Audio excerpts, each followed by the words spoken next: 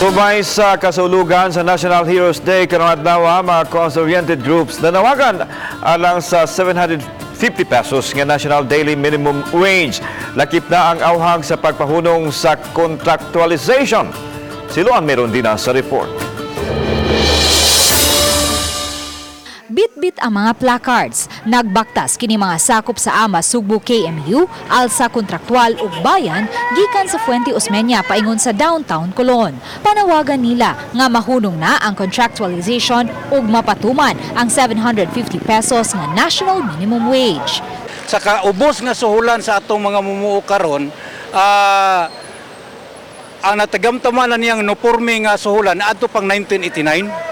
Unya sa 1989 human gipasar ang Wage Rationalization Act nga mo'y nagbugna sa Regional Tripartite Wages and Productivity Board.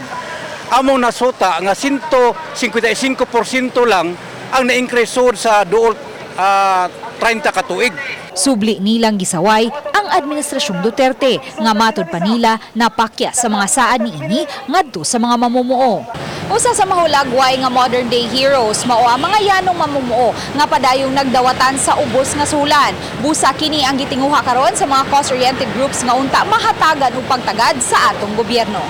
Ang atong mo wala magsalig sa sweldo, nagsalig sa utang kay ilahang trabaho gigarantiyahan na mo na nga ang among demanda karon sa presidente sa ipatuman niyang sa tagaan atong dignidad atong mamumuo nga mabuhi nga disente. Sa gihapon, may mga PNP personnel nga nagroving sa dapit aron usab pagsiguro nga way motisok og kasamok. Malinaw ra hinuon nga napahigayon ang lihok protesta. Uban ni Renante Quiñones, Luan Merondina, Balitang Besdak.